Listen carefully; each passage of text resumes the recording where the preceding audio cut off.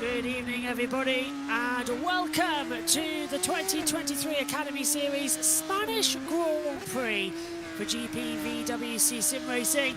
The Valencia street circuit in Spain. It may be long forgotten in the world of Formula One, but the magic of esports has become brought back to life. I'm Joshua Burch. Ed Hunt is going to be with us later on as well. Vincent Gutt's in the direction chair as well. He's going to be giving us all the camera angles and all the insights we need throughout this broadcast as well. Very thankful to have him on the team as well. Qualifying is underway, and we've had around about 5 minutes so far. Charlie Dempsey's on the top at the moment with a 2-minute 2.634. So fingers crossed that is the time to be beaten going forward as well. And fingers crossed as well that we're going to be in for a very entertaining 2 races. Here's those folks on the moment coming across the line. Top position, crosses it, and does a 2.2634. But it's Patrick Novate has gone top on a 2.02.377 already. We've got 25 at the moment on the board, the last 2 yet to set. Competitive lap times in the pit lane. The rest are out on the circuit from 21, 22, and 23 with Gutt, DeBonis and Claire as well. But this is going to be where the excitement is. Hello to Emma Docs, who says hello in the chat to me. Hello to Josh, who also says Connor Wildegard as well with that dab emoji coming on. Ed will be with us shortly before race 1. He's travelling back to get to the commentary box as well. On board with Justin van der Smith, and they're coming into the bridge section as well. They're tight, twisty, right, left, over the bridge as well. That opens up during normal use as well. And he's sliding. Look at that, controlling the rear slide perfectly in 2nd gear. Down the long back straight, he's still in the 1st sector time, up to 5th gear, 180, 190, over 200 kilometers an hour. He's up in the 1st sector by a 10.5 as well. This is, of course, in the segment of the track where Mark Webber went up and over back in 2010 after contact with Heikki Kovalainen. Kovalainen went to defend the inside line, thinking Mark was going to go around the outside. Mistaken identity. It was also the scene where Maldonado and Hamilton had their calamity in 2012. Arguably, that was the best race we had here at the circuit. only 1 year where the safety car came out as well, actually. It was 2012. It was regarded as a bit of a boring track from 08, 09, 10 and 11.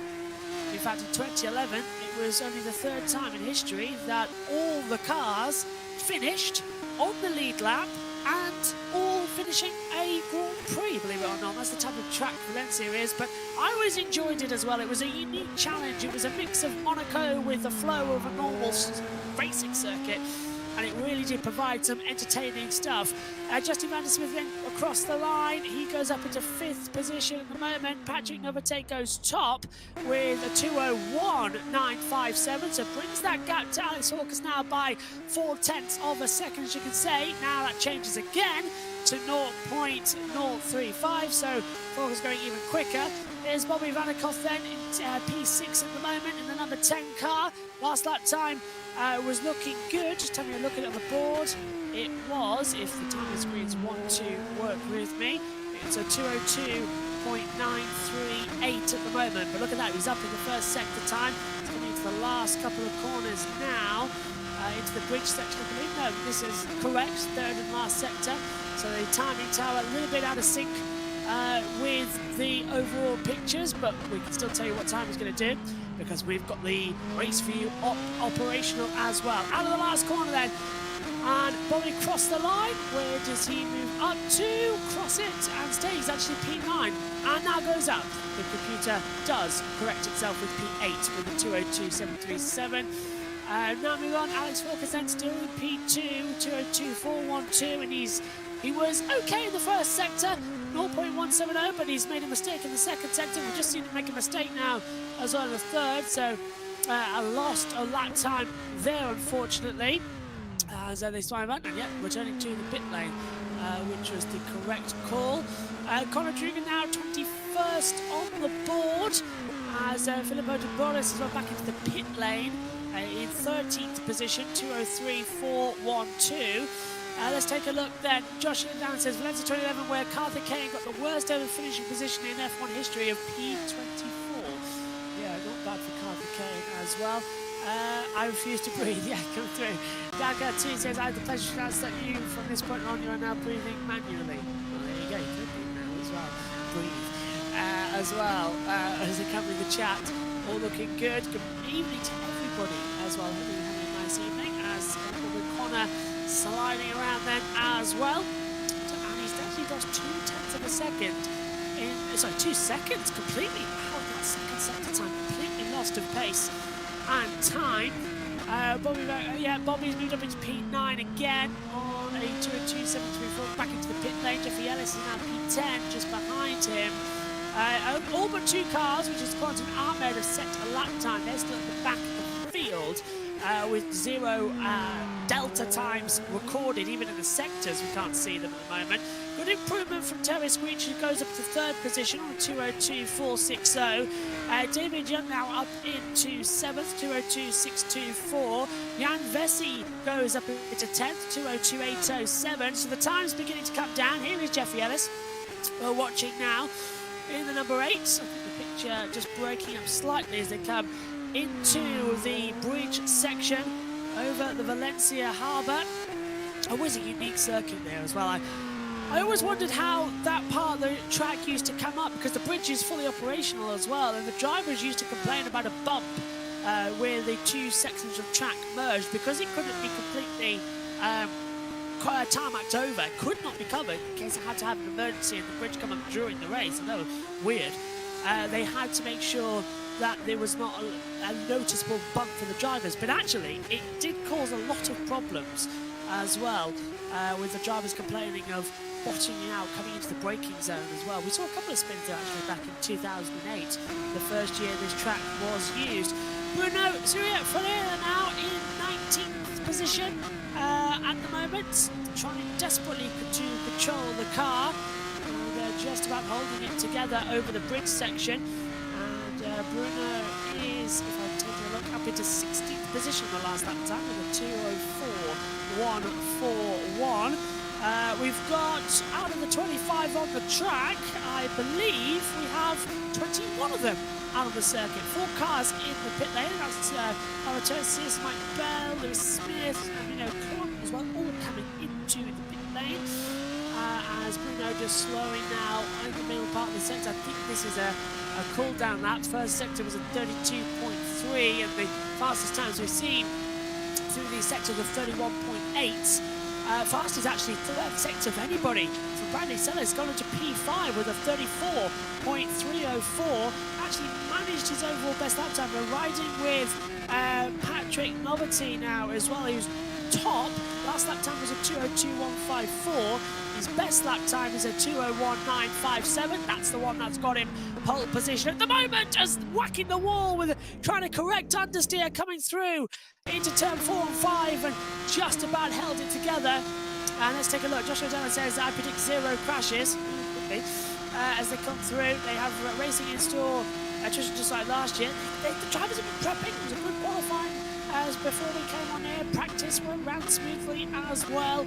They've all found the limits of where they need to be on board now with Terence Greach as well coming up to the line. Good in sector 1, good in sector 2, and it is a P2 time.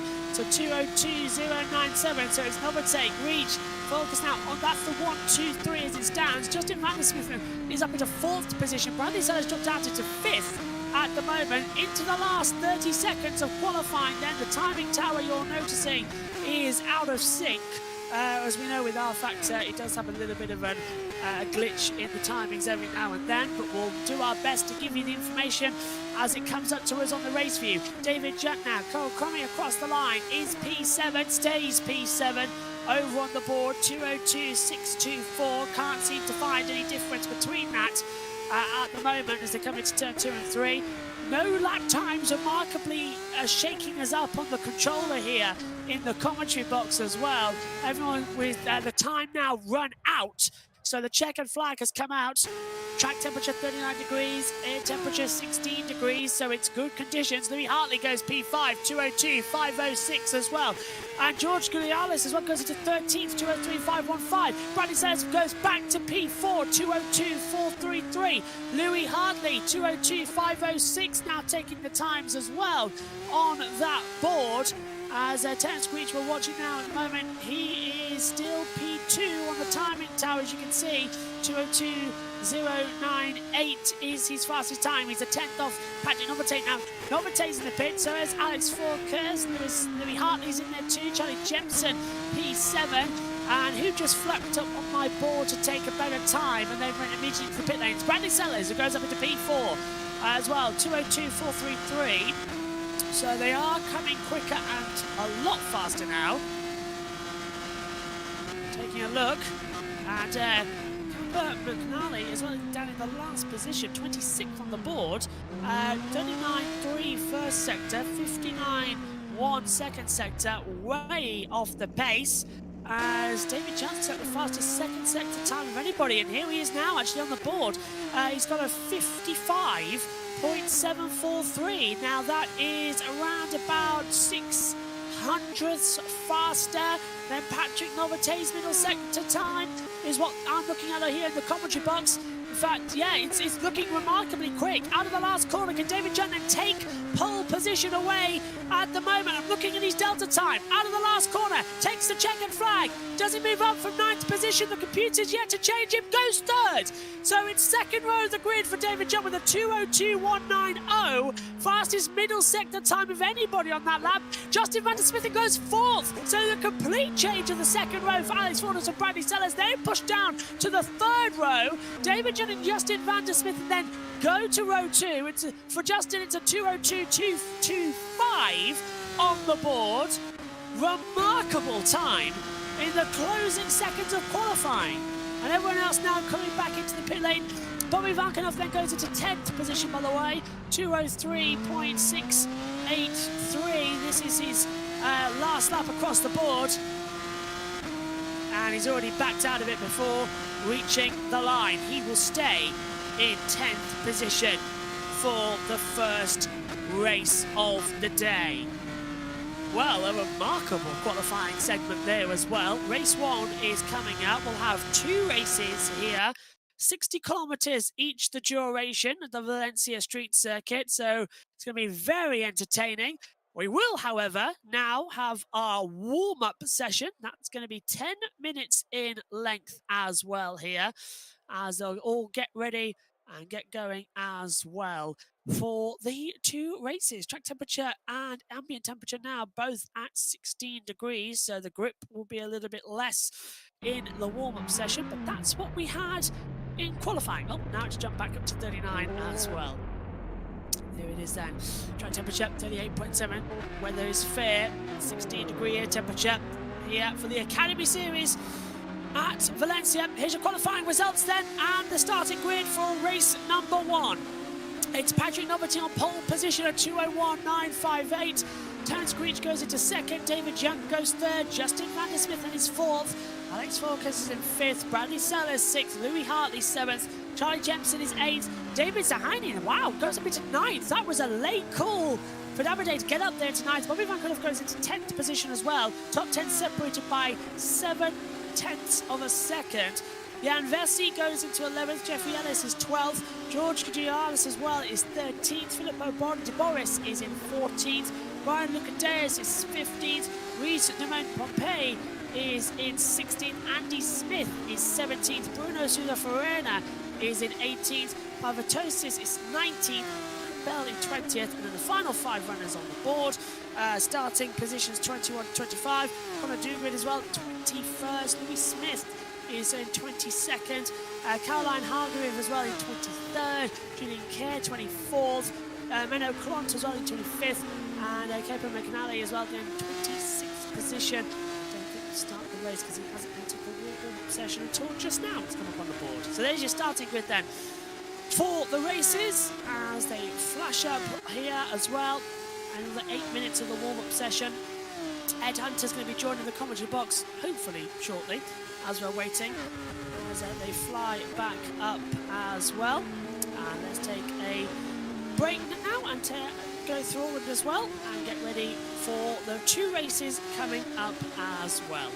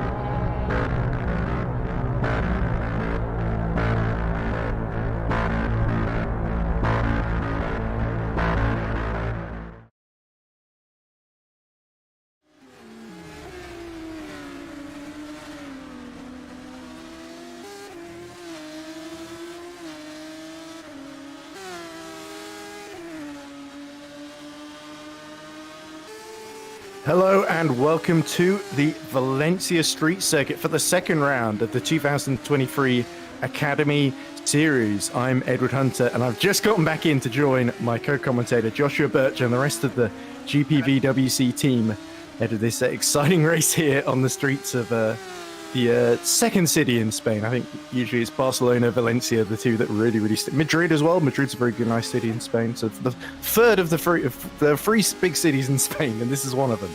So anyway, Josh, you've been watching qualifying, so can you fill me in on anything that I've missed while I've been desperately rushing to get back to the comms box from a museum? Grip has been very low, it seems, as well. A lot of sliding around on the track, which is always going to be exciting. My personal favourite moment as well was the fact is that we had a very good last fight for pole position. So it's going to be very entertaining as well. Just through, it's Patrick Novate is on pole position, Terence Grease second, David Young has gone into third position, Justin Van der Smith is only fourth, Alex Falkers is fifth, Bradley Sellers in sixth position, Louis Hartley seventh, Charlie Jemison is eighth, David A. Zahone is ninth, and Bobby Vankov is 10th. So that's the top 10 running through, Ed. Very good qualifying, and it's perfect timing you join us for the race. Exactly, yeah, it was a bit nip and tuck there, so apologies for that. But I'm here now, so everything's fine. And, oh, don't worry. I've done what Tim Harvey did whenever David Anderson can't get to the touring cars for qualifying at Snetterton. I'll just take over for you. Yeah, and I very appreciate it very much too, as I'm sure the audience did as well. Oh, they've been waiting for you to get back. They've been thinking, here's this rambling fool talking and shouting. So they've been waiting for you. I've often thought the same myself. I was doing some endurance commentary the other day, and I was on my own for the final hour, and some pretty crazy stuff happened, and I was the only one covering it. And there was one point where I said, I put a question out, and I realised I was on my own. It's like, well, that's a rhetorical question then. You've done a Murray. Exactly. Yeah, I guess I'll have to clip that moment, and people will relentlessly mock me for it for years to come. I've realised that actually the screen that I'm trying to look at is completely frozen on my end, so I'm going to be relying on timing screens for the immediate future. Anyways, it looks like we're going to the grid then, Josh. Yep. Do you want me to do the start then? Yeah, well, while I desperately try and fix this, then yes, please. It's not been an ideal start for me, but I know you'll fill in while I'm desperately trying to. There we go. If I really minimize the window, it lags slightly, rather than just being completely static. But anyway, I'm seeing the grid. I'm seeing everyone stationary. With let's see. I'm looking at Novotny and Grek on the start. And Terence Grek, a name I do recognize. David Yunt, great to see him putting a great performance as well. A big friend of mine from, well, I say friend, we interacted like twice, but from FSR. But anyway. Oh, lights out, race on! Good start from Patrick Novotny as well as they come through. Or is this the parade lap? It's the parade lap. It is well, it would be, but again, it's so delayed on my end. I'm still seeing them stuck on the grid, Josh. Yeah. But anyway, I might try and just put it into a. I can get it into a tiny window, so at least it won't lag so much. But anyway, there's the grid then. So it's Patrick Novotny leading Terence Grek and David Yunt and Justin van der Smissen, another great Dutch driver on the rounding out the top four. Then it is Alex Folkes, Bradley Sellers on row 3. Then Louis Hartley, of course, we know very well from ERC Championships as a Finavon driver, just ahead of Charlie Jemson, who also was a big star in Turkey, bringing on some great overtakes with him and was it Mike Bell. Davide Zanini is 9th from Bobby Vakinov, who of course on the podium in Turkey. Jan Vaselli is 11th from Jeffrey Ellis.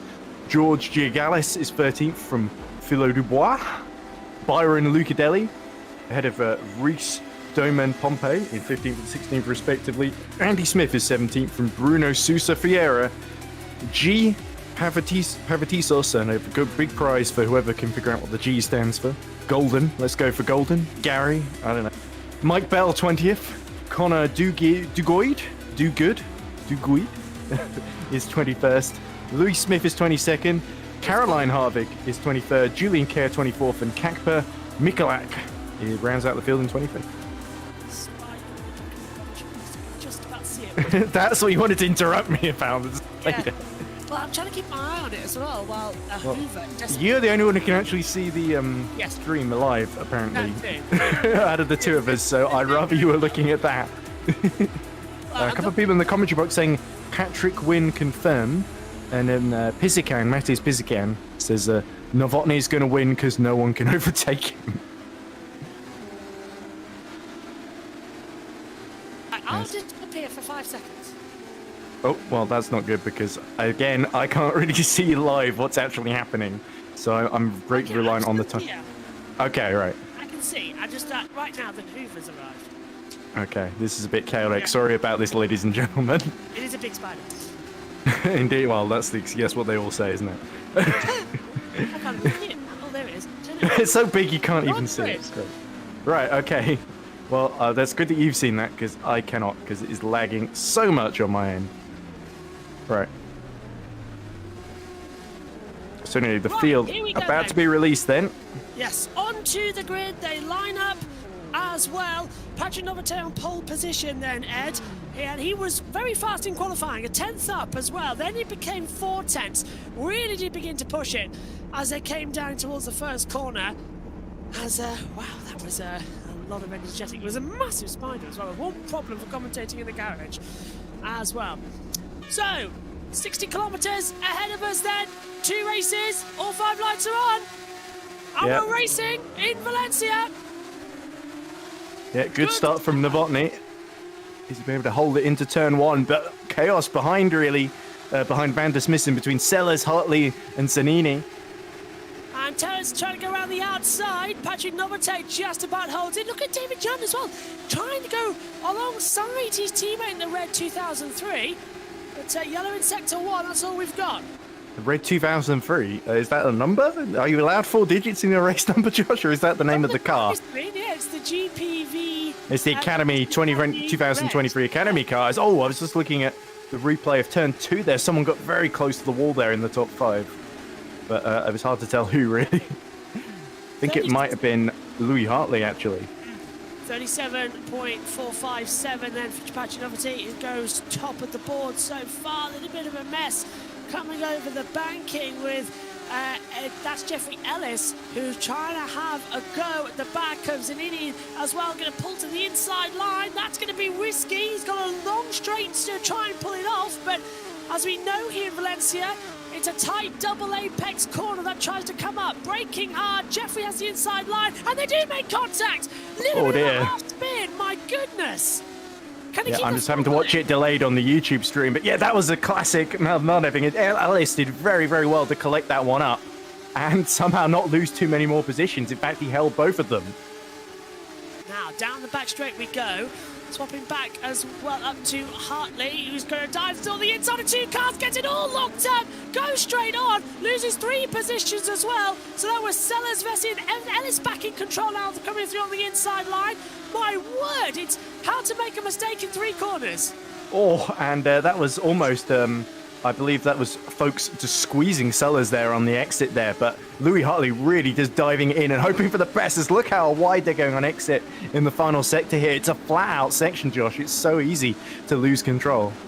Yeah, it's a massive risk as well. We still got back with Formula 1 race here, of course. It's a difficult track with tyre wear. Oh, and no rear wing for Louis. That's Filippo Boris as well has come in. So he's got no front wing, no rear wing either. He's come into the pit lane. Another car, I think that's McNally's all come in as well in 23rd position. So Bobby Vankanov's dropped down from 10th to 24th. And Vankanov in the pits as well. Yeah. What? So, oh, yeah, so he is. I think all 3 there. Andy Smith seems to have hit trouble as well. I think he may have been spun around somewhere. But all 4 of them having to pit to repair damage. And Mikulak, I think, was started dead last anyway. David Yuntz, it's the fastest first sector of the race. But that's immediately eclipsed by Jeffrey Ellis. And looks like Van der Smissen is fighting with Bradley Sellers for that 4th spot.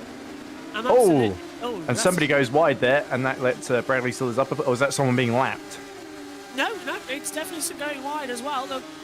Also in the pit lane, Bradley Sellers in P6 position as well, and just ahead of him as well is Volkers as well. Alex going to have to defend the inside on board with Jeffrey Ellis as he's got alongside him Valencia as well. That's a little bit of a contact manoeuvre. They're just taking off each other's front wings at this point. Oh, and there we go, 360 round. He got a putt from behind there as well. He's knocked off the front wing.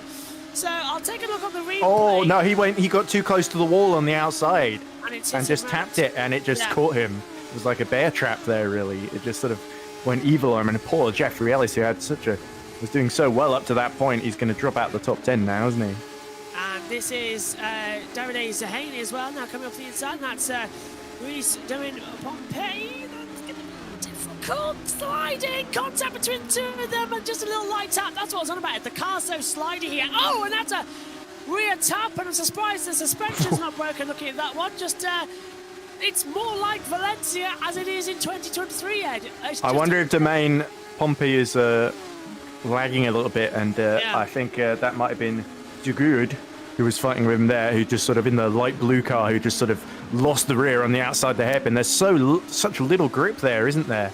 And anyway, I'm really sorry if I'm reacting really late because it was lagging so much for me on the Discord stream that I'm having to just look at the YouTube one. I was trying to figure out what the hell was wrong, but pardon my language. I would have told my Beaver Scouts off for using that word, but I'm not at the museum anymore, so I can say what I like within reason. But anyway, it's Connor de Goid. It wasn't Connor de Goid. It was Domain Pompey, I think, who we saw losing the rear, and it must have been Julian Kerr ahead of him. But de Goid trying to pick his moment here, and we see Ellis continuing to drop down the order because the timing on the left has finally caught up, I think, as we see yellow in sector 2. I think that's Andy Smith looking at the drop. Yeah, Ellis has made it back to the pits actually on the live timing. So, so what's confusing for me, not only am I having the stream lag, but also having the overlay lag, so it's double lag. It's Lag City. There's Valencia, Lag City. Yes. Ellis and Smith confirmed as DNF. They are out of the race 1. Race 2 will be coming up later. Patrick Novelty, though, fastest overall now, 2:03.103. Yeah, 0.6 of a second over Terence Grech. Grech has done well to keep him in sight, to be honest. And Davidian also in turn putting pressure on Greg about 3 tenths behind. Then a 3-second gap to Van der Smissen, who actually sets 2 purple sectors in the first 2 sectors. But it's Novotny, as you say, Josh, with the advantage at the moment. Oh, a little bit wide there from Terence Greach as well, as we're on board with David Junt coming into the last couple of corners as well. Can he find a way through? It's literally just balancing these cars together, I think, as well. The setups, the cars slide an awful lot, but it is fun to see them pushing, and because we don't keep score points, paying positions as well, it's a one race, one only championship. If you win it, that's great. Move on, develop your skills as a esport driver. We're seeing everyone going all out to prove, look, I'm consistent, I'm good. Yeah, and you can tell this is a track that really suits Davidian a lot better than Turkey and Istanbul. Perhaps because this is maybe an older track that isn't used as much as Istanbul. And I feel like Davidian, one of the old guard that's been around a while, a bit more experienced, is able to take advantage of it here and certainly put Terence Greg under a lot of pressure. We saw Greg pushing so hard to get as much speed as he can out of these corners. Justin Van der Smissen, by the way, sets fastest lap of the race, 2:02.388. So he's really flying out there at the moment. So he's what? 4 tenths of a second faster than Patrick Novelty at the moment, but... Yeah, he's closing on these two, so we're going to get 3 red cars fighting for second in a moment if Greg doesn't get the hurry up. We're going to be getting it soon. Terence can't keep David behind too much longer. You can tell he's faster as well through the sectors. 31.8 first sector for David Junt as well. Terence Greach, 32.050. He is a lot slower at the moment, and it's now beginning to affect the race. And look at that, Patrick Novelty got a second now to the front runners. On to lap 4, by the way. Yeah, Junt is very much in the slipstream. He's going to try and dive up the inside into the, is it turn 16 hairpin? Yep. Here we go. Although it might have already happened, so I'm not sure if I'm reacting really delayed here. No, he's on the outside, so he wasn't able to get the run he needed, so it's going to be going back into, I think, just before the bridge or just after the bridge into turn 6, I think. Yeah, I think you're right. It's not going to be in the first sector of this track. The last corner, it's too much of an open gap bit as well, because you get such a slipstream coming back, moving further back as Vulcus and Vessi now battling together. Jan Velsi's coming out of the last corner. Yeah, Veseli is dropped behind Louis Hartley now, actually. Hartley actually sets the fastest first sector of the race, sitting trying to catch back up to Bradley Sellers. Van der Smissen sets another purple middle sector. He's only 1.8 now behind David Junt. So Yin, it's really pass or be passed at this point, isn't it? As we look at Veseli on stream at the moment. And Hartley, that's Bell trying to jump on the inside of Zaini as well. Didn't work out into turn 3. And onto that 5, by the way. We've now got the situation where we've got a 1.2 second lead at the front. But, as you said, Ed, Justin Van der Smissen is closing up as we look at Smith in the battle as well in the midfield.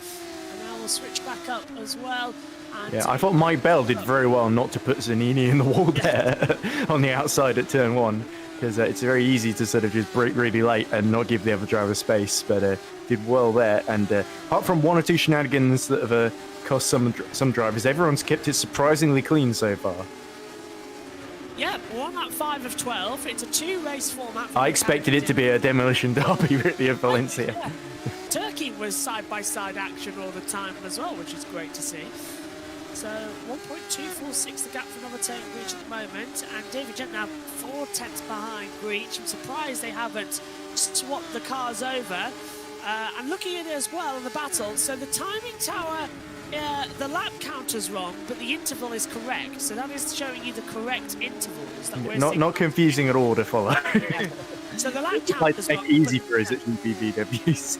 Oh, there we go. Timing tower's right now on that 5. But yeah, the timing tower is... so sometimes the lap counter gets stuck, but the timing tower itself with the data you need to see is 100% correct. So don't worry about that at all as they come into the last corner. Look how close. Junt was right alongside as well, trying to go for a battle. Can he get the run on Greach down towards turn 3? It's a risky move if he wants to try it. Yeah, the problem with getting that close, Josh, is that he sort of puts himself in the dirty air and it really affects his exit, his drive off of the corner, as unfortunately now our graphics are completely gone. So organisers doing the absolute best to fix it, so bear with us, people, but we'll update you on what's happening. I tell you who was setting the time screens, like Bobby Bakinov down in 21st after his early instance, set a 31.7 in the first sector, which is 2 tenths faster than the leaders. Unfortunately, he's quite a way down, at 34 seconds down on Caroline Harvig, who he's trying to chase down. So but, absolutely fantastic job from our director, by the way, who's working tirelessly behind the scenes to try and get all these fixed as well. The graphics are bugged as well, so he's doing a great job. Even broadcasting. Well, Pizzican, I think, sums it up well in the chat. I think it brokey. Yes, it brokey. Well, it's a bit like F1 in the 90s. We don't need a timing screen. We've got one in the com box, and we'll do our best to tell you what's happening as well with the pictures you're seeing. Apart from the fact that Ed can only see the timing screen, but I can see all of it. So, well, we've got half. I can load in and I get a slideshow effectively. So I'm not sure if it's a me problem or because you seem to be having no issues whatsoever, which makes me think it's me is messed up somewhere. But anyway. Laptop? That's possibly just could be the laptop I'm using. But anyway, the mic's working fine. That's the main thing. I can speak even if I can't see anything. And they're making fun of the way I'm saying Matthias Pizzican's name. Me calling him Pizzican. It's not the easiest name to announce for my Anglo-Saxon vocabulary. But anyway, Novotny has actually still only about 9 tenths ahead of Greg. So Greg has actually done very well whilst holding Davidian at bay to keep Novotny in sight. Van der Smissen, his charge has halted a little bit, 1.7 behind now. He sort of stayed there consistently for the last couple of laps. We're halfway through the race now, lap 6 out of 12, coming to the end of lap 6. And David, for Van der Smissen, 202.4. Yeah, David Judge trying to go left and right down the start line as well. I thought he was going to try and make a move as well. And it's that traffic ahead of them. Yes, it is. So they are approaching the lap traffic, and it's coming up. I think it's on the 23. So it's Mikulak. Mikulak, yeah. For Mikulak. Just in front of them as well on the driver tracker. And David Jones desperately trying to look on the inside line. Can't seem to. Ooh, fastest lap of the race from Louis Hartley. So he's catching up to Bradley Sellers now, 202.3. If he can have the advantage down to the bridge section.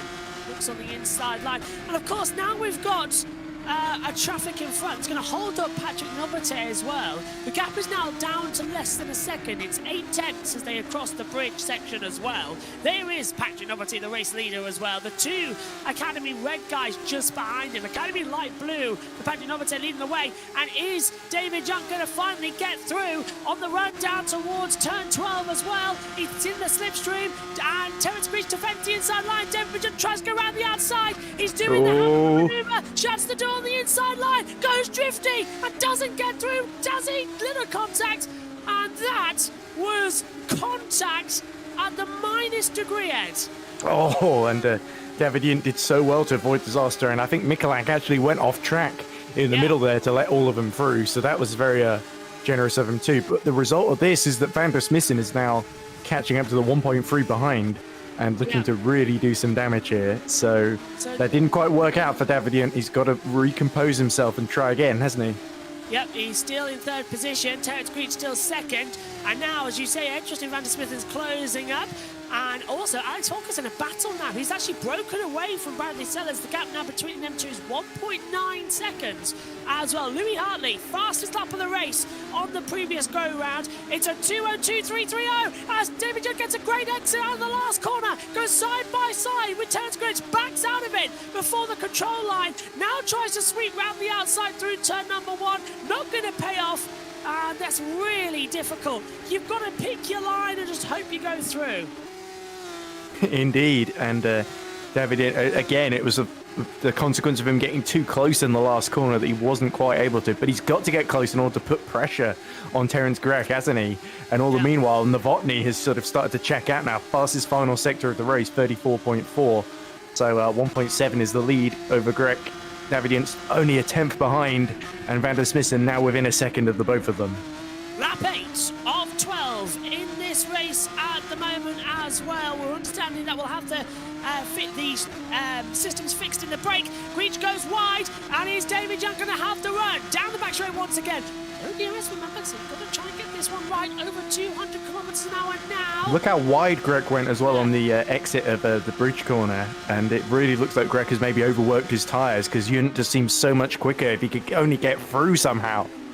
around the outside. They both take a little bit of a lock up. Here comes Justin Van der Smith to make it completely impossible for us to tell who's going to be where. Exactly, yeah, 3 red cars in a row.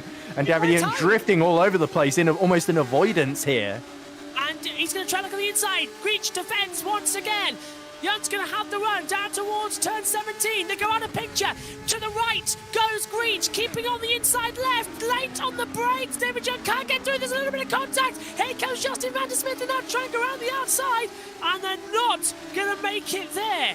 Well, this is going to be a lot more fun. They've broken away, actually. Poaching Novote 1.7 ahead. We're riding with Justin Van der Smith, and as we approach the last corner, this is ahead in the first car ahead. That is David Junt. The car furthest ahead of us is Terence Greach. Lock up from Van der Smith, then almost went straight off in towards the run off into the harbour there. And now across the line, lap 9 Was using the wall to slow down there, was Van der Smith. No wonder he's been setting the timing screens alight. He's not been braking for that final corner. That's very brave as well in an R-Factor with the model. Remember early on in the race, that's what happened as well to Louis Smith, and lost out on timing as well.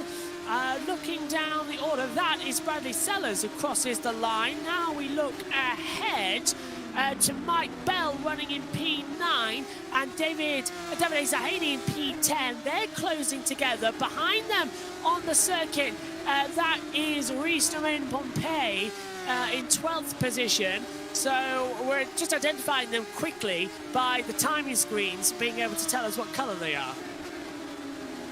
Exactly, yeah, it's the cross-reference. It's like doing a live research project at 120 miles per hour between 2 walls. But at least the drivers don't have to worry. They know exactly who's who. We have to sort of figure it out as they're doing it. But anyway, this really is played into Novotny's hands, because he's just able to control the pace, doesn't have to work the tyres on that light blue Academy car too hard.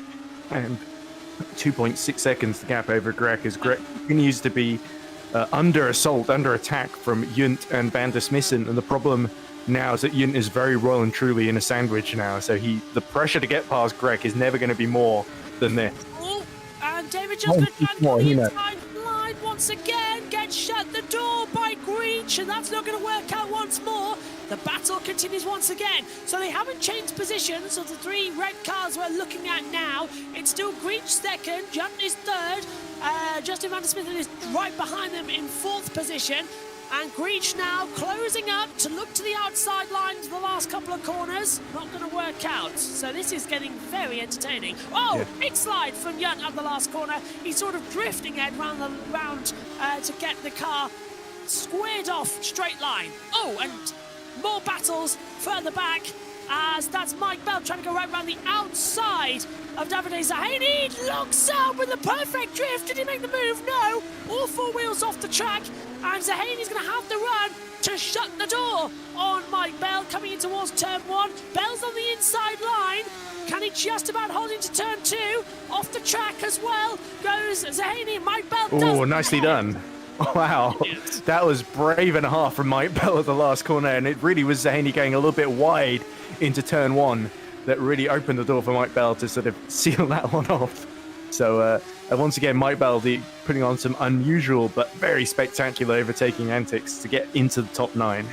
And is that going to be a move back from Zahani coming down onto the bridge section as well? Bell's going to defend the inside line, and yeah, Bell's tyres are probably overheating quite a lot, having gone onto the runoff there and almost into the wall, and just sideways in every corner.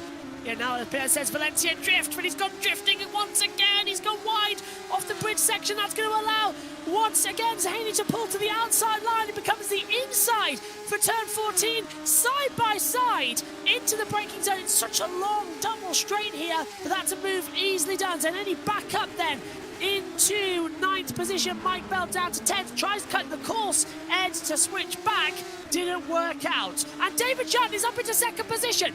Yunt has passed Greach. There they are. That's Justin Van der Smith with Terence Greach. Greach has been pushed back. They're side by side. Oh. From my understanding, that is Van der Smith on the inside line. On the outside is Terence Greach. They're being battled together now. Yeah, Greg is ahead. So Greg has somehow been able to hold on despite going side by side into one another. That was absolutely insane in the final sector there, Josh. And I thought they were going to push each other into the wall there. a 360 and collects double time. But that was coming with Alex Focus now in the pink, who gets taken up with no damage on the front wing, does a nice 360, and that is Van der Smith now put down. David Judd to second. Yeah, Van der Smith may be pushing a little bit too hard there, and Greg defended very robustly. I was amazed that he was able to hold Yunt behind for so long, but now only a lap left for Yunt to catch Novotny, and Alex Folks inherits that. He did actually set purple middle sector there, 55.4. So Alex Folks actually putting in a very, very tidy drive, but probably too far behind to catch Greg. So I think that's really the top four or top three decided at least. Folks just has to hold on from Van der Smith now for just a lap home of 7/10 between the two. And Van der Smith's rear tyres might be just completely done for. On board with Louis Hartley then. He's chasing Bradley Sellers for 6th position, just ahead of him as well. So this is Louis Hartley in P7 at the moment. Last lap time was a 2:02.747. He set a personal best from the last 5 laps. So his tyres are still in good working order. He was actually fastest compared to that of Patrick Novelty as well, who's leading the race. So he's still got some good tyre temps there. As this is lap 11 of 12, we're closing in on the end of race 1. There will be second race coming shortly as well. And again, a little bit wide there as well from Bradley Sellers. That's going to leave, Bradley Sellers, that's going to leave him vulnerable to Louis Hartley on the back straight away. And further ahead, actually, Alex Focus and Justin Van der Smith are under pressure. And Van der Smith are going to go round the outside in the braking zone. Alex Focus just holds it. Oh, yeah, that was Alex Folks really just had to hold the inside in the pink car there, and nowhere really for Van der Smith to go, and actually side by side, and that's Hartley through, I've just noticed. Yep, Hartley goes through into 6th position then in the orange, gets ahead of Bradley Sellers in the red. This now coming into the last corner. And Van der Smith having another go at Folks. So this is the last lap of the race, by the way. Patrick Novelty leads by 2.3 seconds. We're riding with Van der Smith then. Is your pictures back up to speed yet? No, I've just been looking at the YouTube and trying to anticipate what's happening by looking at timing screens. Bobby Vakinov, by the way, sets the fastest first sector of the race. He's just gotten ahead of Caroline Harvick, who was 30 seconds behind at one point. So Vakinov, a valiant effort, but he's not going to get into the top 15 for that reverse grid. That's currently Connor de Guid. De Guid? Yep. De Guid. I'll go with De Guid. He's about 10 seconds ahead of Javitos. Contact into the wall, and that was Mike Bell making the move. And Georgas goes into the wall and gets the back reverse. And Mike Bell's going to get in trouble for that one because George Giagalis was still on the outside. And I said that nearly happened earlier with Mike Bell, didn't it? Or he nearly pushed someone in the wall and did well to avoid it. And Giagalis too badly wounded. And that's a big shame for him. But that actually affects the top 15 I was just talking about because Connor de Guid is a hit trouble as well. So that's going to put, I think, Louis Smith into the top 15. If he can hold off Bobby Vakinov, he's only about 3.9 behind. But we know how quick Vakinov is. Oh, and speaking of quick as well, once again, this is Van der Smith trying to get through an Alex Focus as well for 4th position. It's not paying off, but he's on a great run after the bridge section. Can he get in the slipstream? Stay in that slipstream, go for a late manoeuvre. Focus defends the inside line, almost on the green line. Dive bomb on the inside, late on the brakes. Can he get it stopped in time? He does a drift, but he's done it. Up into 4th position goes Van der Smith then, but Patrick Novelty somewhere at the last corner. Should be coming, here he is, ahead just by a country mile to his teammate Andy Smith. Out of the last corner, he'll win by around about 2.3 seconds. Patrick Novelty's done a marvellous job, kept his nose clean and wins race 1 in Valencia. Fantastic drive from Novotny. Was never really in any trouble, but he did slow down that last, that 1.7 as Terence Grech sets fastest lap of the race. So actually pretty close overall between the top 3, even with Van der Smith making that mistake. So that really leaves me excited for race 2 as Folks, Hartley, Sellers now all across the line. Well, this is going very entertaining, the broadcast. Loving this. It's a really balls of your feet racing here. We can just try and keep everything up with the commentary. So this now, coming out the last corner, we are watching is going to be I think she's now Gelsey and Davide Zahani crossing the line. Good cross it there. So everyone's taking the checker flag. Yeah, so Smith did beat Bobby Vakinov, so that means Louis Smith will start on the reverse group pole, and Oh no, Vakinov did beat him. Vakinov did beat him. He did. Wow. So what an amazing recovery from Bobby Vakinov to steal reverse grid pole, and that is going to make things very interesting indeed because Louis Smith is dropping down the order. 17th position. Caroline Harvick goes up into 16th position now as well. And have they crossed the line? Well, actually, there's a couple that aren't on the same lap. Yeah. So. Yeah.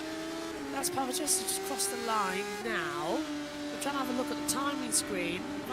Frost is now 15th. And yeah, and Louis Smith has actually dropped down the order.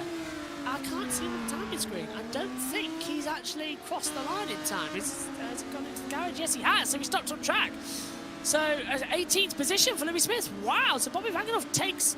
Yeah, he was just on the inside there, so he must have had some kind of damage or some kind of issue, maybe pushing too hard to keep Vakinov behind, and that's very costly for Louis Smith, but extremely profligate, I guess, for Bobby Vakinov. And yeah, some very nice comments actually, despite the fact that I could barely see anything of this race. Unfortunately, it's not the organizer's fault. It's probably my laptop melting into cheese as we speak. Ooh, but at least I can eat that cheese. So there we go. It's not all bad. But anyway, I don't know if the final results have popped up on screen, but Josh, they're not going to, so I'm going to read them out anyway. So it's Patrick Novotny that wins race 1 from David Yunt. Terence Grech is 3rd from Justin Vandersmith, and Alex Folks 5th. Louis Hartley 6th. Bradley Sellers 7th. Jan Vaselli 8th. David Zanini a 9th. Mike Bell rounds out the top 10, but will be in trouble for causing that late incident. Reese Doman Pompey is 11th. Byron Lucadelli is 12th. Bruno Sousa Fiera is 13th. G. Pavitsos is 14th from Bobby Vakinov, who will get reverse grid pole from Pavitsos. Caroline Harvick is 16th. Connor Dugoid, 17th after that late issue in his yellow car. Louis Smith and Dugoid both hitting trouble at the end there. George Giagalis, 19th after being taken out by Mike Bell. Julian Kerr, 20th. And then I think it's Philo Dubois lap down, and then our retirements: Charlie Jemison, Kakpa Mikulak, Jeffrey Ellis, and Andy Smith, who didn't go very far. I don't think Andy Smith even left the pit lane, sadly. So that's a shame for him. More to come, I think, in race 2. So race 2 is coming up shortly. We're off for a quick break and hopefully fix our systems.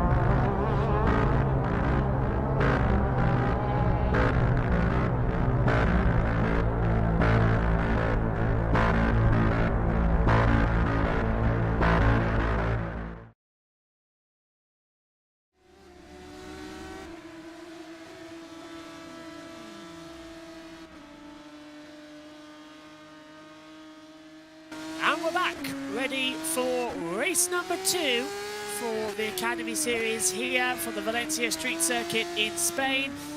Joshua Burch, Edward Hunter, and our broadcast director Vincent as well is all here and all set to go. Hopefully everything is back up into normal working order. Ed, can you hear us? I can hear you fine. I'm probably going to have to try and switch to my phone halfway through so I can actually see the stream, because on my computer I just see a horrible slideshow, which I'm sure is much worse than what you're seeing and what the audience at home is seeing when the Discord is being... Yeah. It's probably my fault. I probably just filled the drive with so much crap because of all the videos I've been having to make for like 50 different people, including my dad.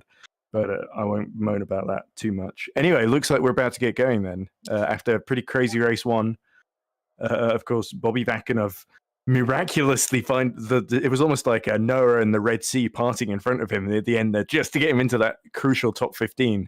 And I wouldn't be surprised to see Vakanov on the podium once more in another reverse grid race. Move over into turn 1 is sort of like, haven't we? Moo like a cow. So that's the level I'm at the moment after having Beaver Scouts all day. I was wondering or all evening. Yes, it's only 8:46. So oh, Jesus Christ, there's so much of this evening left.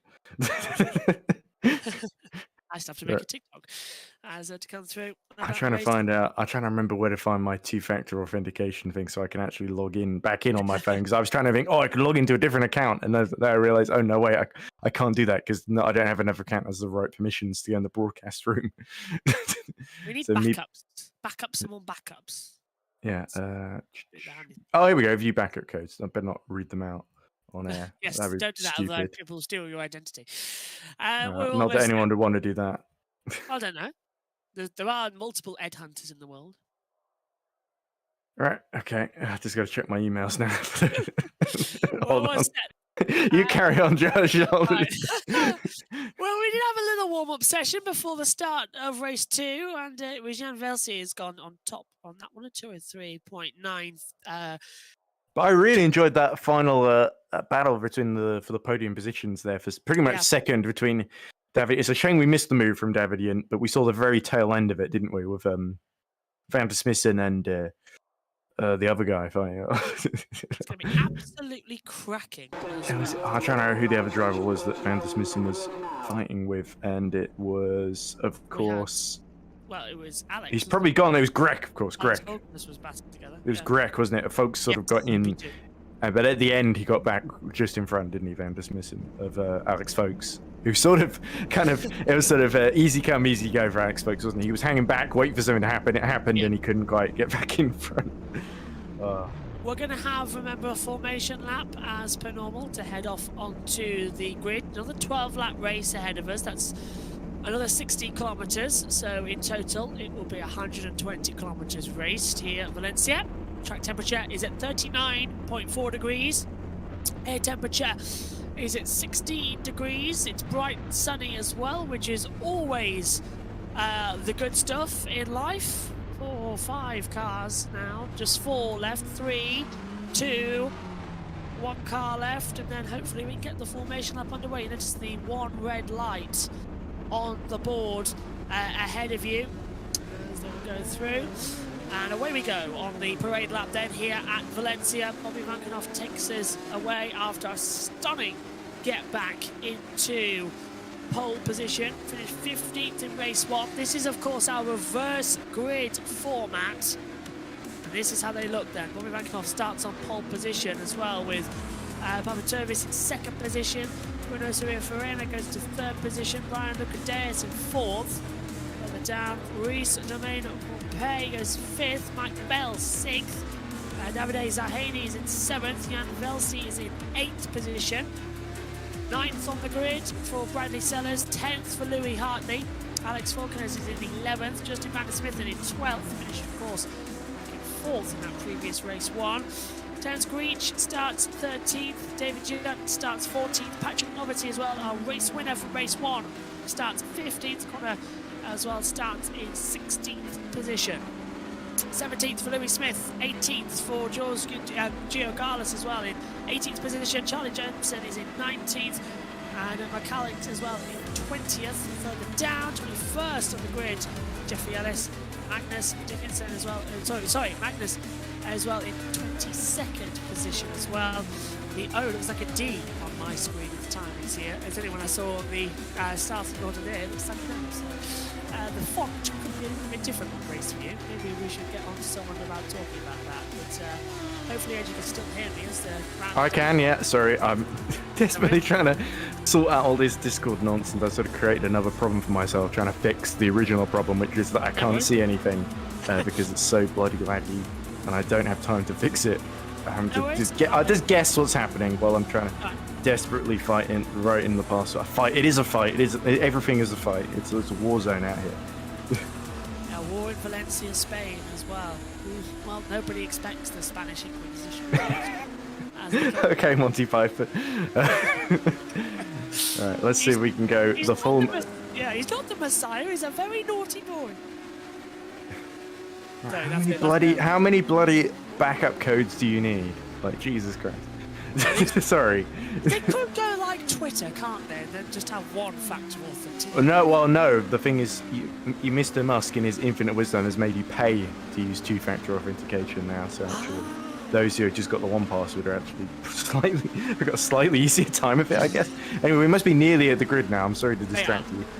No, okay. They're all circulating at the moment. They're just in the last second. All right, I will have to go back to what I was doing before then. So we'll get the better mic, but I won't be able to see what's actually happening in real time. So I'm sorry about that, but no worries. It's just an absolute crap show at the moment from my end. No worries. Everything has to be perfect, you idiot, Edward. Jesus Christ.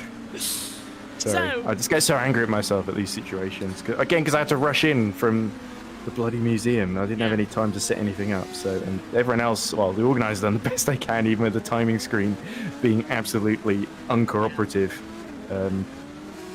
Friedolf Grank, I'm not sure who that actually is in chat, says, Manguns is my hero. I'm not sure which driver that's supposed to be either. In P22, he says. There we go. So he immediately. Right, so we must be on the grid now, aren't we?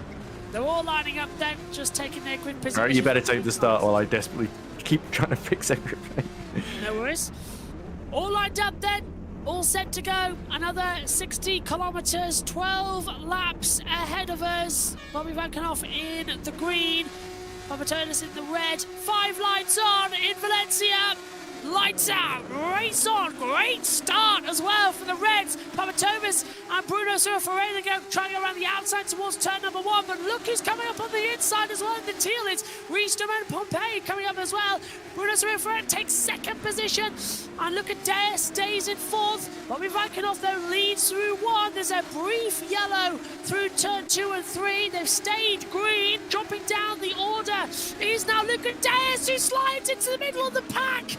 And is the drama. They just about get away with it. Now we focus back up as well. That dropping down is Reese, Domain Pompey as well, and gets swamped by around about half the field. Yeah, I wasn't sure who was in the green car there. It might have been Domain Pompey that just sort of clumsily, as he spun on the exit of that turn 3 and 4 chicane, and just got himself into all sorts of problems there, tapping on the red cars. But he's able to get himself going again, I think. But anyway, as you say, Vakinov leads. Bruno Sousa Fiera. Mike Bell is actually another guy who's profited from the reverse grid and made up some places here. Vaselli is 4th. Zanini is 5th. Alex Folks has actually also made a great start up to 6th. Pavitos is 7th ahead of Justin van der Smissen. Yes, Reese popping out 4 wide into the braking zone as well as going into the position. So that is... Oh, the red car was looking for a way through there. Again, it's really hard to tell without the time who that actually is. As someone just decides to go straight on into a different postal code there. Good night, Vienna. Yeah, he spun actually in Sector 2. I think that might be Louis Smith, who was desperately trying to make up positions there. Byron Lucadelli, after that crash earlier on, I think is out of the race. Josh. Yep, DNF'd, and you're right with Louis Smith as well, going right back in the order. And meantime, that's Jeffrey Ellis who's coming back on. He's in 15th position. Patrick Lombardin just ahead of him as well. Vankenhoff leads by 3 seconds. Is that right? My timing screen at the moment isn't showing the differentials, but according to the tracker we've got here, Vankenhoff leads by 3.3 seconds. Surely not. I'll look forward to seeing that as they come across the line. He does! massive lead for Bobby Vankanoff at the front here in Valencia. 3.4 seconds. Absolutely fantastic stuff as they come through. And Mike Bell is up into second position as he's in a battle with Sura Ferreira now as well.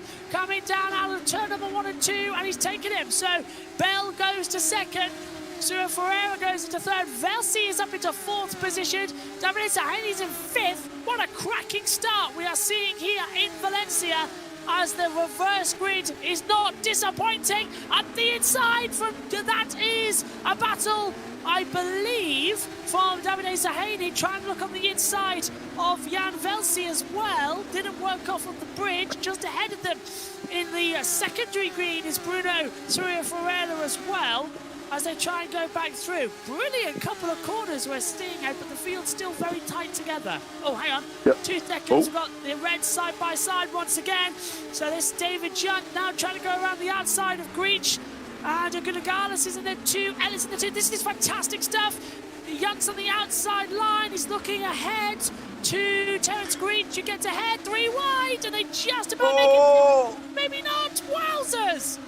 There was only just enough space there. Those two squabbling with each other. Grek and I think Pavitsos, that was able to let David Yunt just squeeze through while they squabbled together on the apex. Yunt just went the long way around both of them. And we've got 4 red cars all squabbling together. But I think Yunt is going to be slipstreamed by Grek now into turn 16. On the inside line, he makes the move. Look at Jeffrey, and that's Ellis. Jeffrey Ellis on the inside line, and he's trying to have a battle with Papatos. I think that's Grek who just got through for 10th there, sorry. I think Ellis is a little bit further back fighting with Pavitos. And someone's gone round further back. Can't see who it is just yet. I think... Jemson, it was Charlie Jemson in the yellow car, Josh. Yeah, so Jemson's gone round. Ellis is here in 13th position. Papatos just ahead of him. Yellow sector 3. That's for the contact, as Ed spotted. As you see live pictures now? Yeah, sorry, I hope my mic isn't too bad on my phone. Here comes Jeffrey Ellis up the inside into turn 1. Side by side. Can he make the move stick? Yes, he can, but he's going to have to be careful about the attack on the outside. He's done it. Perfect move, Ed. Yeah, Ellis really collecting himself after that issue. Remember where he just clumsily hit the wall trying to push too hard at the chicane. Oh, who's that? Oh, someone's crashed on the inside. And that's, it's not Alex Folks, is it? Yes. It is Alex Folks. Oh, dear. So he's been spun round there. That doesn't look like something that happened naturally. He's had to wait for the entire field to go through, so it's dropped in. And that's a shame. Folks was in the top 5, top 6, wasn't he? Yes, he was, and that's a big loss as well. Lewis Smith's into the pit lane, by the way, Ed, so he's in. Charlie Jemson in 2. So they're both in. So I'm losing 2 more cars, or just tyre change? Well, it certainly compromised their chances of finishing well in the points. Bobby Vakinov, by the way, still leading 4.8 seconds over Mike Bell at the moment, as Zanini gets past Bruno Souza Friera. And in fact, there he is. Van der Smith is going to try and go around the outside on Souza Friera. Goes off trying to do something. He's not going to get space. Whoa! God, he got so close to the wall there, Ed. That was unbelievable. 0 room, and they back wheels. Yeah, Souza Fiera playing hardball here, and Van der Smithson getting a bit of a taste of some of his own medicine, isn't he? We saw him really fighting hard, and now having to fight hard again here in race 2 to get into that 4th position. But Bruno Souza Fiera holds firm, and this backs him into Jan Vaselli. This is what and Louis Hartley. Yes, it does, doesn't it? And this is what the track was designed to do. Really push, exciting racing. We didn't see it in Formula 1. We saw it in GP2 when they raced here as well. We got some cracking races there. Oh, that's and Van der Smithson up the inside, barges his way through. And poor De Souza Fiera. Vaselli is through now as well. And Hartley's going to come through too. Bradley Sellers, as you said, going to have an attack. Sellers Vaselli on the outside of Van der Smithson, Josh. Oh, that's going to be hard into the braking zone. It's going to have the inside line for Van der Smith, and he can brake a lot later. Side by side. Bruno Serrero can't get through. Stays back. And Jan Vessi down into 6th position. Yeah, Hartley couldn't get past Souza Fiera either. And now this is letting Bradley Sellers get caught up in this too, with Terence Grek not too far behind either. Right, restock of where we are. Lap 4 of 12. Bobby Vakinov leads by another fastest lap for Vakinov. So he's pulling away from Mike Bell up front. So it's all turning out Vakinov in Valencia at the moment. And that was Hartley trying to make a move on the inside. He's done so. that's from Jan. That's Bradley Sellers closing on them. Yeah, I so think. Bradley's closing in on them as well, further back. So he's getting held up here by Sousa Vieira, who's really not got the pace of those around him, has he?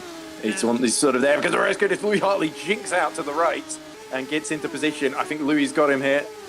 Late to the brakes, should do it. Yellow's out in sector 1. We'll check what that's for. Here comes Bradley. Louis needs to clear him around the outside. Sousa Vieira once again almost trying to close the door from the inside. But Hartley had too much of an overlap there. And now here comes Bradley Sellers as well coming through. And he's going to drag Terence Grech and David Yunton with him as well. This is going to be easy move on the inside. Just got the entire straight to do so. Then it's a right-hand corner. It can belong to Bradley Sellers if he gets the braking zone right as well. Hits the brakes hard. Don't lock up the rears. And he's missed out on it, but by a brilliant bit of defending from Bruno Silva Ferreira, who shot the door mid-corner. Yeah, he's not one to be trifled with, is he, in that green Academy car? And Sousa Vieira, if you want to defend position, maybe he's your man, but not necessarily got the out-and-out pace here at Valencia to really hold these guys up for too long, but he's certainly going to give it a good go of it. Sellers up the inside. That was a dive bomb maneuver. Just and to once again, Sousa Vieira finds himself pushed out the way. And is it four yeah, really just being manhandled around this circuit, isn't he? He's lost 3 positions there in one corner. Terence Grech now right up behind him as well, pulls to the inside line into the braking zone. Bradley Sellers is on the outside and he's lost another position. Might lose a secondary position as well to David Yunt as well, who gets the drive. He'll be on the outside into turn 4 and they make a little bit of contact. And to me, that was David turning in and causing that contact, Ed. Yeah, it wasn't a lot of space to go with if they wanted to both make the corner, though. So I think not too bad. But now Sellers is going to get swamped by Ellis and Sousa Vieira in the yellow and green cars. Here they go. Oh, and this is brave from Jeffrey Ellis. Oh, and he drifts it. Somehow gains 2 positions into the... Oh! Brad, bridge closed at the back, and there's going to be a traffic jam. They all get through. There's multiple cars, and out of the race goes Bradley Sellers. Oh, and more drama as Bruno now completely blocks the track and just wants to get rid of everybody. Well, that was Sousa Vieira. For me, Sousa Vieira squeezed Ellis into the wall there. Was it Ellis? No, it was... It was Bradley Sellers, yeah. Bradley Sellers, sorry. But yeah, I feel a bit for Bradley Sellers there because Ellis just went steaming in like a rocket ship to drift past both of them. And then Sousa Vieira is like, right, I'm not going to let anyone get past me. I'm going to squeeze them in the wall. And disaster happened because that's not really a place you defend from. I'm amazed everyone got through without causing a second incident there because that could have been potentially red flag territory if he couldn't get out of that one. But of course, they could have been disqualified him and sent back to the pits anyway. Only lap 5 for 12 now out of this race. Zanini is only about a second down on Mike Bell. So he's still in the mix here as Vaselli is right behind Van der Smissen and Novotny, winner in race 1, goes up to 15th place there. Further back. I think that was Doman Pompey. Yes. Who's just spun. So there we go, down to 14th he goes. And another spinner, secondary spinner involved. Is that somebody who was trying to... I think that might be Kakpa Mikulak. Yes, he's just in it. Oh, that's a big shame. So he must have seen Pompey in front of him, and Pompey trying to recover. He's ended up crashing himself, trying to avoid him. Yeah, I think he's broken the suspensions. That's why he's had to retire. It would have been and look at this lap, Josh. Louis Hartley in 6th, fastest lap of the race, 2:02.444. A great number for the Trina Von driver, of course, because that's their endurance racing number, isn't it? Yeah, 4:44. That they won at Road America last season in that championship. But anyway, we see yellow briefly in the first sector, but Louis Hartley only a second and a half behind Vaselli, who's 1.1 behind Justin Van der Smissen, who's 1.8 behind Zanini, who is 0.7 behind Mike Bell. So a big battle for second in the second half of this race then. Once more in Valencia. This is just turning into absolute... Sorry, I hope I'm not getting too far away from the mic there when I speak. Oh, well, you're back now. That would sound like 2 different people there. Bobby Mackinoff leads the race then at the moment by 6.6 seconds at the front as well. Mike Bell in 2nd position. We're watching the battle for 3rd. Davide Zahedi's right behind Mike Bell. The gap between them is 7.5 tenths of a second. It's lap 6 of 12. We're halfway in this race 2 at Valencia. And Mackinoff just walking away with this, Ed. Absolutely amazing attack defence. We saw this back in Turkey, didn't we? Whoever was in front leading started to drift away. A little bit of that, but also Vakinov we also saw was very quick in Turkey. He was able to just snatch second, wasn't he, from what was his way? Phylan, wasn't it? Lucas Phylan at the very end. And there was a very controversial collision as well for third. But Vakinov was very impressive in terms of his pace there. As we saw, he kept getting caught in incidents in race 1, but race 2 always seems to, Vakinov is always able to triumph somehow. And to be fair, Mike Bell doing well, even 6.5 seconds behind, doing well. As we look at this, George Gigalis in a battle for 11th here with Pavitos. Oh, no, it's Dugoid just ahead of him, isn't it? Yeah, Novelty's up into 10th position, so he's passed him as well. So that's Dugoid as well. Connor ahead of him, down in 12th position. The timer screen hasn't adjusted just yet as Gigalis tries to look on the inside line. Novotny's too quick for the timing screen to keep up. Yeah, they're all just flying. And Jeffrey Ellis up in 9th position, by the way. He's now 7 seconds ahead of Patrick Novelty, but he's 2.5 behind David Judd, so that might change shortly as well.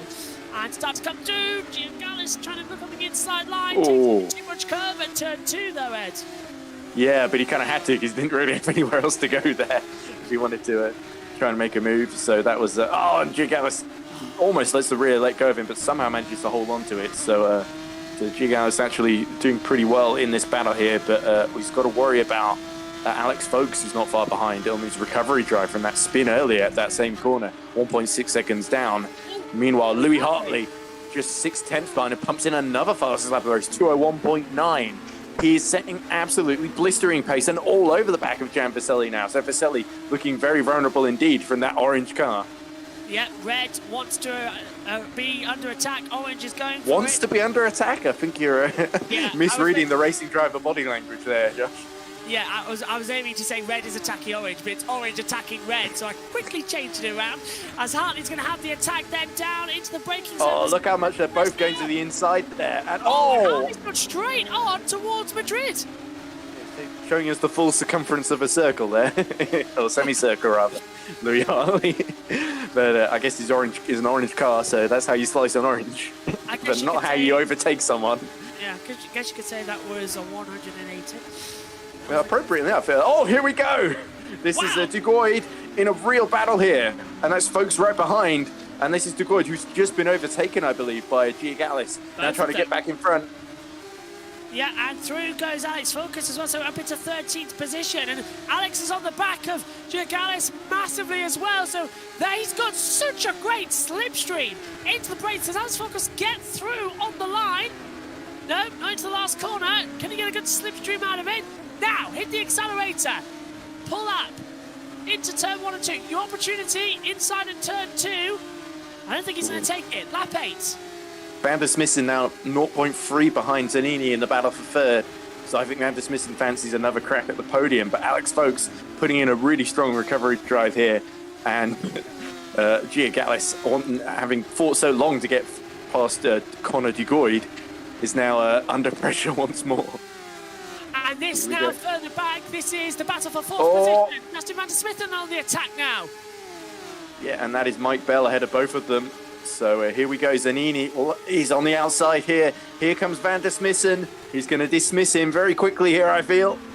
Oh, so close to contact. They just about keep it together, like Hamilton and Maldonado at the same point in 2012. Oh, they didn't touch each other, so I think it was a bit cleaner than those two. But Van der Smissen through on the exit there. That was a very tactical and brilliant move there by Justin Van der Smissen. Can David A. Zahani get a move back as well? Down the secondary of the straights as well, towards turn 16. Oh! So close towards the wall, does a massive pin maneuver, forces round the outside, barges through the wheel wing, and unbelievable. David A. Zahani just stays in 4th position, but it's a miracle he's still in the race. Look, tough but fair to me is my verdict on that, Josh. Fair. Oh, here we go. We're not over yet. Louis Hartley into the side. Round goes Louis Hartley. And that was Jan Vaselli just side by side. Oh, and I dropped my phone. Getting all the excitement. Hartley's blocking the track, gets going. That's going to drop him down into 9th position. So he loses 3 places from that maneuver. Your timing tower is correct. The lap counter is... Oh, and here comes Novotny up the inside then. Yeah, so Novotny just avoiding disaster there. But Louis Hartley blowing a top 5 there. And Jan Vaselli will breathe a sigh of relief, but Louis Hartley will say, Vaselli squeezed me.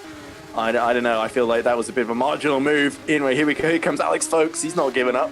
He's going to try and go around the outside of the hairpin, but that's always going to be a losing game, isn't it, Josh? Yeah, never at the last corner and on a hairpin either. It's never going to work out on the outside as well. Giangallis doing fantastic as well, up in 12th position at the moment, as he's out, I think, just about starting to close in on Papachosis. Yes, gap is closing. It was 2 points. It was 3.2. Yeah, he gained 2 tenths on this lap, but I think Pavitsos is probably going to be okay, given we've got 3 laps left in the race. It's going to have to be something pretty dramatic. Van der Smissen 0.8 behind Mike Bell, and Zanini 0.6 behind. Second, here he goes round the outside. This is going to be. This is a battle for third, I think. No, this is Van der Smissen going for second. Mike Bell. Yeah, it's Mike Bell. Sorry, you're right, Josh. Should have trusted you on that one. He's trying to do the same move, isn't he? And Mike Bell squeezes him. Oh, he's gone wide. But then goes wide. This is Van der Smissen for the taking for second position. Can he get the slipstream run? Down towards turn 16. Again, Mike Bell goes defensive. Van der Smissen keeping calm. Don't go for a risky manoeuvre. He's going to do it anyway. On the inside, they make gentle contact. Bell goes wide, somehow stays ahead. I think Van der Smissen decided, yeah, I'm not going to challenge that again. I'll just stay in second. So stay in third. Yeah, so that didn't work out. Maybe I'll have a bit of a breather and try again. But, Immediately, that was Justin really on a charge here, though. Can he make the move into the last corner? We said it was to He had to push him along there. Mike Bell pulling out the anchors, and he's backing Smissen back into Zanini here.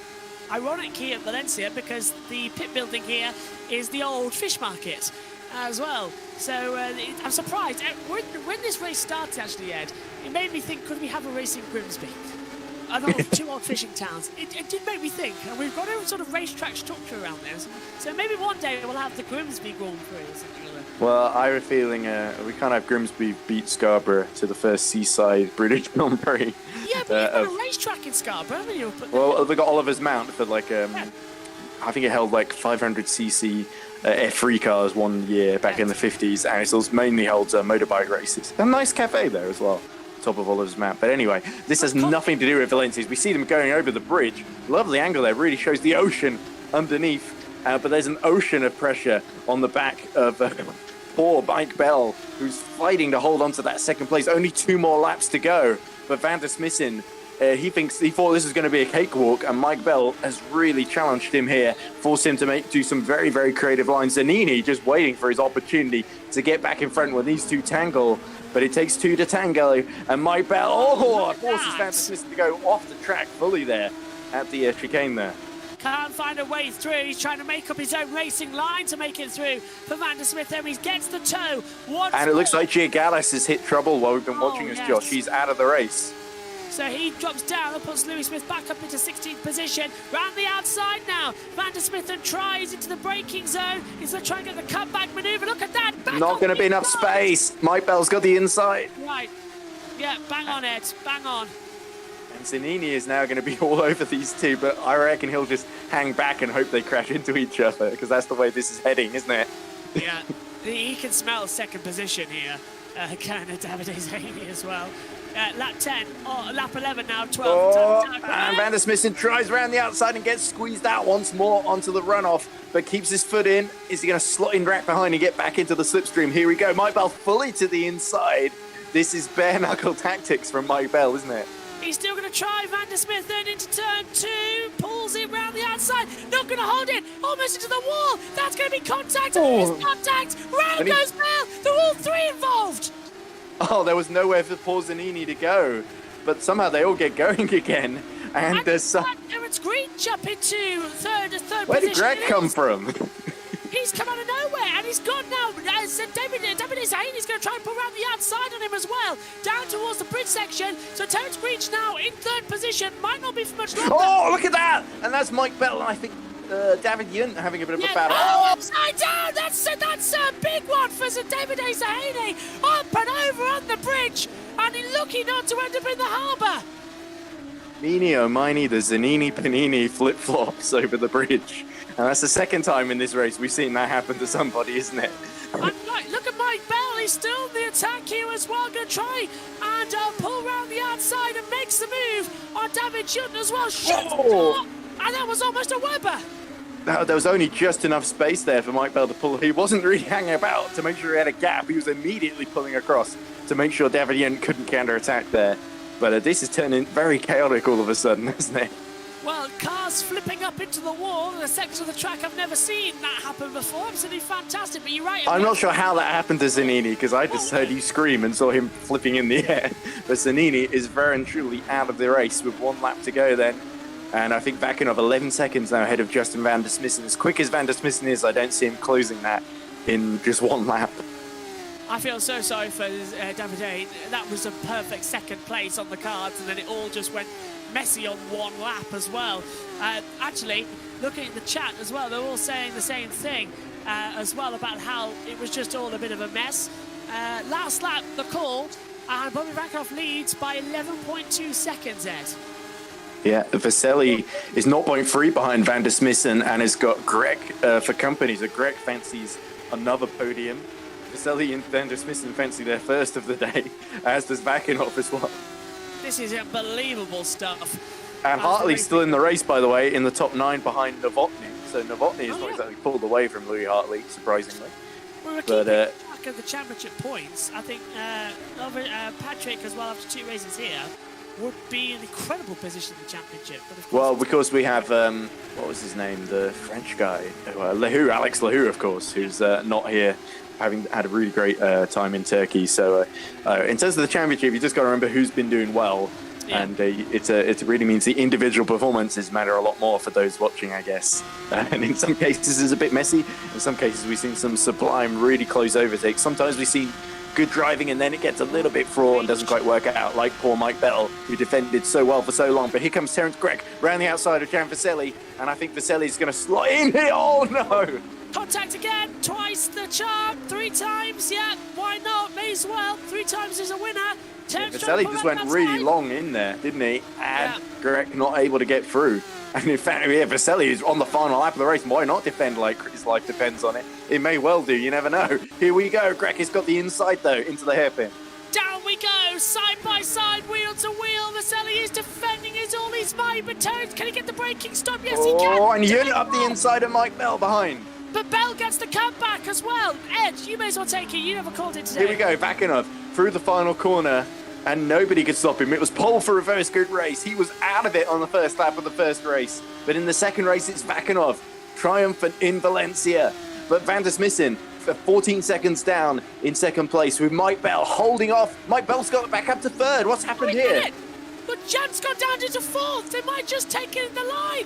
What a brilliant defence from Mike Bell to take third. What happened to Terence Gregg, though, and Vaselli? They've dropped both behind them. Yeah, they must have come together in the final sector there. Oh, no. Yeah, no. They lost it. Yeah, Gregg has lost his front wing, yeah. So that's a big shame there for the two of them. Clearly, they just didn't give each other enough space on the exit of the hairpin. It was very close between the two. Jan 4th, Ellis 5th, Greach finishes 7th. Wow! My goodness. And Jeffrey Ellis, I thought he'd crashed out of this race at one point. He's somehow able to finish 6th. Incredible recovery there from that driver. So, stories all up and down the field. You don't really know where to look, do you? And this is somebody who could have been a star in this race, but got caught up. Bruno Ferreira coming across the line to finish 14th, Ed. Big shame for Cesar Fiera, but he shows some feistiness, and sometimes even if it doesn't work out, if you're able to keep faster drivers behind you, that's what people remember at the end of the day. It's his poor Louis Smith. Just no luck at all in either race was there. But still, he finishes, and a finish in the top 15 is some points on the board, so you can't feel too upset with that, especially if you've had some bad luck. And poor Zanini, poor Giagallis, poor Bradley Sellers, poor Charlie Jemison. No points for any of them. We need a lie down. Well, no points for anyone, because it's not a championship, it's just a series of races. Anyway, Josh, do you want to take us through the finishing order then? Robbie Raikkonen takes a race win here in Valencia for the Academy Series. Justin Van der Smith finishes an incredible second as well. Good racing from him today. I think he was one of the most consistent. Mike Bell finishes in third position. David Junt finishes fourth as well after finishing second in race number 1. Jan Vasselli in fifth. Jeffrey Ellis, an impressive comeback for sixth position. Terence Creech in seventh as well after losing the front ring. Patrick Noverty is in eighth position. Great job from our race winner. Started 15th, pulled back up to 8th. Louis Hartley is in 9th, and Papatosis as well rounds up the top 10 as well. For the down, we've got Connor in 11th, Reese Domain Pompey is 12th, Alex Folks 13th, Bruno Soria Ferena is 14th, Davide Zahaney got crashed out, he's our first retirement. Louis Smith did finish, but 11 laps as well. Davide Zahaney getting classified because of 90% race distance completed. Another DNFs as well from Jim Gallus as well. Michael Kate finishes, Paddy Sellers crashed out of course. Charlie Jemison retired on the track, and further down the last 2 as well from Magnus and Brian Lucadeus as well. Really bad. He was out on the opening lap of the race here in Valencia number 2. Well, that was certainly one to watch, Ed. Valencia and Turkey, 2 races done, and absolutely fantastic. Yeah, I'm desperately trying to get back in to my actual account now. I had to switch accounts mid-race now to enter 60 backup codes or whatever it is in order to... Okay, well, I'm going to drag in Justin Van der Smith as well to the box. Justin, can you hear me? Hopefully, yep. Hello, Justin, can you hear me? Yeah, I can hear you. Fantastic. Great 2 races. I think, as I said, just said in the commentary, one of the most consistent drivers today. Great on-track battles. How much did you enjoy it? Yeah, of course, both races went pretty well in terms of the pace. Been lapping consistent in the 202s. Yeah, of course, had great battles in race 1, especially with Taverns going side by side. Unfortunately, a little bit of wheel banging going on. But yeah, it's hard racing and fair, and I think we all go to the maximum. So yeah, you get that at one point, and yeah, the second race starting from P12, yeah, just took it easy in the first few laps, and then from there on, I was doing it step by step. An impressive step by step as well for P2. But 15 seconds off of Bobby, that was just a different league from him today.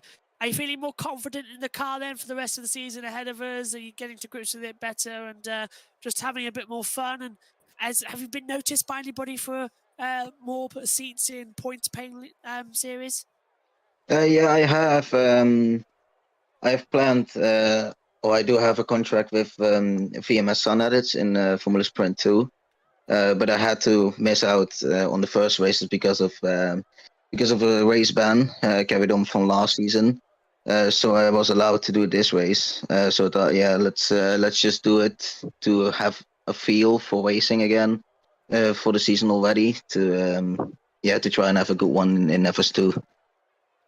Oh, well, best of luck, Justin. You put in a superb show. Really enjoyed your battles in both races. It really felt like you were on a charge and put on a great show for us. Even if you didn't quite get to victory, you did get that podium in race 2. And you and Mike Bell got a little bit close for comfort. I feel like that's something that would be interesting to hear Mike's point of view on that as well, because I know he's in the interview waiting room.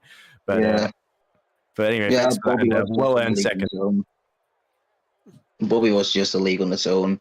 Yeah, the thing with Mike, it was a good battle, but he got into defending a bit too harsh. I think I'd agree with that. To be honest, I ran onto the outside in turn 1, and he already pushed me a bit wide. So I thought he's gonna push me into the inside barrier, which he did. So yeah, I had nowhere to go, and I hit the inside wall, and then I hit his right rear tire. Bitter disappointment out there today as well. But honestly, Justin, great race there. And thanks for coming into the comp box as well. Have a great rest of your night as well. Going to go chill and relax now? Yeah, a bit of chilling and relaxing, especially in a week of holidays. So, yes, yeah. Absolutely. Oh, great. Thanks for joining us in the box, and take care of yourself. Yeah, thank you. And Mike Bell joins us now. Mike, can you hear us in the com box? Oh, yep. Let me just hang on. I'm hearing you guys twice. Let me just mute the broadcast. There we go. Sorry, Mike. last We're not the minute- only ones who've been having trouble, haven't we, Josh? So, P3 in race 2 out there. Some fantastic side-by-side battles you were having as well. Talk us through it from your point of view. Excitement? Enjoyed it? Or is it more frustrating out there? Yeah. Well, I'd been laid up recovering from surgery for a couple of weeks, so I only really got my first chance to drive last night. And I very quickly got confused by the circuit and decided I will leave it for today and just turn up and have some fun. So qualified P20, and I was just like, oh well, what will happen. And yeah, race 1 was great. I had You're making moves all over the show, Mike. yeah, I mean, Some of them cleaner than others. Yeah, they're there is a point when you're racing and the red mist does descend. You go for a move on someone, they turn in on you. All right, you'll try again, they turn in on you, and you're like, right, okay, I'm gonna put my car in a certain place. If you turn in on me again, it won't end well for you, and so not proud of it, but it happened. I had a cracking battle with Davide Zanini though. Never encountered this guy on track before, and honestly, gotta say, mad respect to him. And yeah, race 2 was actually really disappointing to see him hit the bridge and start rolling in front of me. So yeah, but no. Great defense, by the way. So that was exciting, and I hope you're all right after surgery. And mega commitment to get in the car for an esports event as well, and only have today of practice. I mean, that was insane. I think everybody's watching. Get him signed up, because if we can do that on no practice and after surgery, that's going to be a start. I swear this happens every year. I turn up at the start of the year and end up like fluking a good result or two. And well, I mean, there was certainly a bit of luck on that final lap when the two ahead crashed into one another. Yeah, I'm still not sure what happened. I was neither are we. I mean, I'm going about doing my thing, and obviously, evidently Justin thinks he's driving a motorcycle and can fit it into certain gaps. So I get spun, and I'm a bit hot. It's a good thing Justin just left, because we were just talking to him. Tell him to his face. I'll add him in the Discord in a minute. But no, and I'm coming back from getting turned around, and they're seeing what's going on in front of me, and I'm already, I'm hard at fight with David Yunt, and me and David Yunt go a long way back. Like, you can look up videos at GPV from 2013, and me and David Yunt will be out there banging wheels. So obviously that's got a lot of history to it. I'm there. I got my way through eventually. Coming down into the hairpin on the last lap, I just see this rocket ship coming down the inside.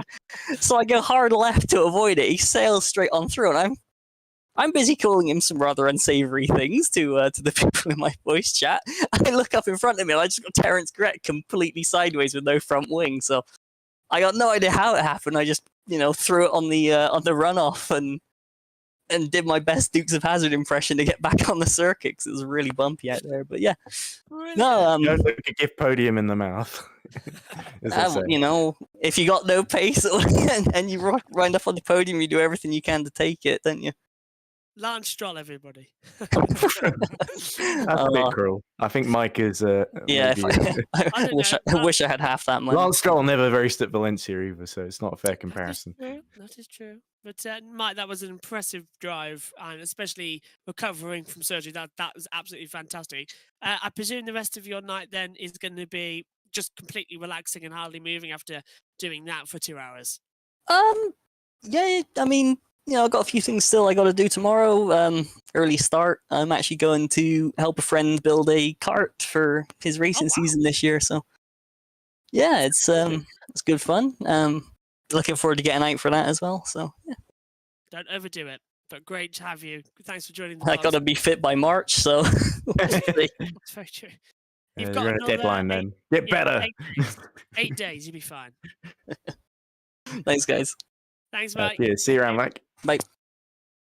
Well, that was absolutely spectacular, Ed. What a it's great that the two who probably put on to get between them or half of the overtakes and drama in this race came to talk to us. So that was quite nice of both Mike and Justin van der Smissen as well. But anyway, I think that's your lot. I don't know where the next race, or I know it's in about a month, but I don't know where the next race will take place. Maybe somebody will correct me. I haven't seen it written down anywhere. Yeah, we don't have a proper calendar links to hand at the moment, so I'm having to guess, but from memory. But somebody is definitely going to correct me after this, and I'm going to feel really stupid for not remembering. I think there's a comment from Alex Lahoo. So happy to be referenced as the French guy. So yes, sorry, Alex. I'm just having a quick look to see if I can find out where we are now. There are quite a few French drivers, I think, in R Factor 2, but Alex Lahoo is one of them. I got his nationality right, which is more than I can say for some drivers. So It's there we going in the go. right direction there, Ed. So, Yeah, the commentary, despite all the issues, it was not too bad a commentary. Anyway, sorry. Sorry, Vincent, did you want to say something? I can hear all you, good. Vincent. Hello, our wonderful director. Okay, Vincent. Was Vincent going to tell me what the next round was going to be? Okay, Yes. so the next round is going to be San Marino, so the Imola circuit then. So that should be good fun. Or another track, another sort of a little bit like Valencia, another track where it's quite high speed, lots of chicanes, and it's a little bit tricky to overtake. So we should see another great show though. 6th of March, and that will be at San Marino at the Autodromo International Enzo Endino Ferrari, so Imola. Then on the 20th of March, it's Australia in Melbourne. And on the 3rd of April, we'll be in Malaysia at Sepang to round out the season. That's where we're going. Thank you very much, Vincent, for that. I must say, Vincent, well done. Absolutely fantastic running the show today through difficulties. Fantastic job. Well done. Thank you very much. Ed, I'll leave the closing to you. So our two winners then are... What's his name? Prototsky in race 1, was it? Yes. I've almost certainly messed up his name. And Bobby Vakinov. Yeah. So, some great victories from both of them. Oh, go on. Am I still here? Oh, okay. Right, sorry. You just confused me there by talking. Anyway, so thank you very much for watching us at Valencia for the Academy, second Academy round of GPVWC 2023. We'll be back in San Marino in Imola, or it's actually in Italy, but we call it San Marino Grand Prix in a month, just under a month's time. And make sure to join us for more exciting Academy action from these fantastic, ferocious, brilliant young drivers putting on a fabulous, flipping crazy show at times. And I'm sure we're going to enjoy even more as before this season's over. So from me, from Josh, from everyone here at GPVWC, bye for now.